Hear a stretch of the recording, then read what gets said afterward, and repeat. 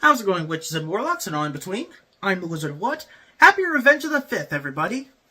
And we're gonna celebrate by talking about my favorite Star Wars... I already did a video on that. Well, I guess this'll do. Thunderbolts is my second most anticipated Marvel movie of the year, right behind Fantastic Four First Steps. And it's widely considered by many to be the movie that's gonna save Marvel. As if it ever needed saving. So the reason why I was excited for this was because it was the first big team-up film since Endgame. There's been team-ups with 2 or 3 people, but this is like 6 or 7 people. Because one of the reasons I love the Avengers movies, or Civil War, is that we got to see a lot of these characters bounce off each other. Hey yo, what the interacting. I mean, there's a lot to unpack with this movie, so I think what I'm going to do is I'm going to look over each character, tell you my thoughts on them, and what I think about them in this movie. So going in chronological order, let's start with Bucky. I mean, it's self-explanatory. Who doesn't like Bucky? He's the Winter Soldier. Well, not anymore, but still, he's a badass. He was almost like the leadership role of the movie. He already went through his arc of healing himself in Falcon and Winter Soldier, so he's helping others to heal through their trauma. And then there's Ghost, and I was pleasantly surprised to see Ghost in this lineup. I'm surprisingly one of the few people who actually likes Ant-Man and the Wasp. Okay, it's no Infinity War, but it's not supposed to be. It's a light popcorn flick. And again, she does really good in Thunderbolts. With John Walker, he was easily my favorite part of Falcon and the Winter Soldier. Honestly, that whole show is underrated. Really, the only badly written thing about it is the villain. I will admit, the villain in Falcon and the Winter Soldier, how did Jason Momoa in the Minecraft movie put it again? Sucked butt. But regardless, John Walker had surprisingly a lot to do in Thunderbolts, and it just made me like him even more. Yelena was easily my favorite part of the Black Widow movie. I mean, I think the movie was fine. Like, not good, not bad, just fine. But she was the best part about it. She gives the character a lot of personality and charm and likability, and I really liked her in the Hawkeye show. I loved her interactions with Kate Bishop. I love seeing them bounce off each other. Hey yo, what the Seriously, I have to stop saying that. And she was one of, if not the best parts of Thunderbolts. Again, charming personality, and she goes through a really great arc about in this, and we'll get to that in a minute.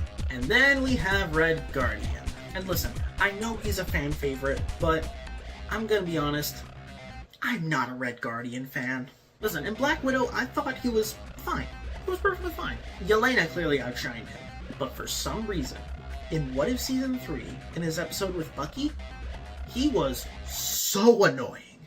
Like, it was the first time I ever shouted at my screen, "Shut up!" And in Thunderbolts, he doesn't quite go that annoying, but I didn't laugh at any of his jokes. And last but least, we have Taskmaster. Yeah, I know this is a non-spoiler review, but I really don't give a flying hoot about Taskmaster in the MCU. Not to give anything away, but exactly what you think happens to Taskmaster in this, happens in this. I'll always prefer the Taskmaster from the PS4 game. You're funny. There we go. We'll be right back after these messages. Hi! I'm Dora the Explorer! And if you like what you see, make sure to like, comment, and subscribe to the Wizard of What! And don't forget to hit that notification bell so you don't miss another upload. Alright. And now, back to our show. So I remember when the Thunderbolts lineup was announced at D23 in 2022, and I remember everyone reacting like, "Where's Red Hulk? Where's Zemo? No one cares about these characters!" And then every time I see this argument being brought up, I'm always just like, so? Because A, the MCU was built off of characters no one cared about. Like, most people were excited about X-Men, Fantastic Four, Spider-Man, but Marvel didn't have the rights to them, so they used Iron Man, Thor, Black Widow, and then they became fan favorites. Heck, James Gunn is practically a master at this. Like, who asked for a Guardians of the Galaxy trilogy, or a Peacemaker TV show? Yet they're both widely considered to be some of the best comic book stuff we've gotten. Because he's able to turn characters no one knows a lot about and make them fan favorites. Hell, he made Polka Dot Man a fan favorite. Fucking Polka Dot Man! And Thunderbolts, it works the same. Each of these characters, except Taskmaster, I really do like in their respective shows and movies. And it looks like the characters in Thunderbolts are going to become fan favorites. I mean, as of recording this video, it's gotten 88% on Rotten Tomatoes. I mean, that's pretty high. So one of the big issues that people have with the MCU nowadays is that there's not a lot of interconnectivity. Like, think of the Infinity Saga, like every movie led to one another. And I personally disagree with this. I mean, with the Infinity Saga, it was all one big storyline. But the Multiverse Saga is very much like the multiverse presented in the MCU. It's a lot of branches. So you got like the street level side, you got the mystical side, you got the cosmic side. And it looks like with Thunderbolts, one of these branches has finally come to a head with Falcon and Winter Soldier, Black Widow, and technically Wakanda Forever, because Valentina does show up in Wakanda Forever. So now that we have Thunderbolts, let's get the ball rolling. Let's get Midnight Suns. Let's get the Young Avengers. Let's get the Defenders for Daredevil Born Again Season 2. Marvel Studios has confirmed that the Thunderbolts are going to show up in Avengers Doomsday, so it won't be long before you see these group of heroes team up together again. Even though these are characters that not a lot of people care about, that's kind of the idea. Because all these characters have one thing in common. They were all struggling with mental health. In fact, that's the main theme of this movie, mental health. The whole movie feels like a big therapy session, and that's especially represented with the character of Bob in this.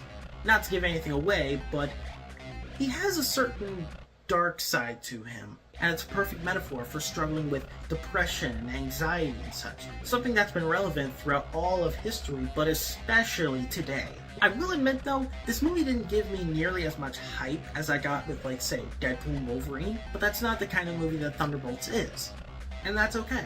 This is still a great movie regardless. And I think I'm gonna give this movie an 8.5 out of 10. Question of the day. Who is your favorite member of the Thunderbolts? Sorry, my bad. The Thunderbolts! You guys have all seen the thumbnail. My favorite character is Winter Soldier. But let me know your favorite. I'm the Wizard of what? Right. Much better. I'm the Wizard of what? And until next time, stay strong, my dudes.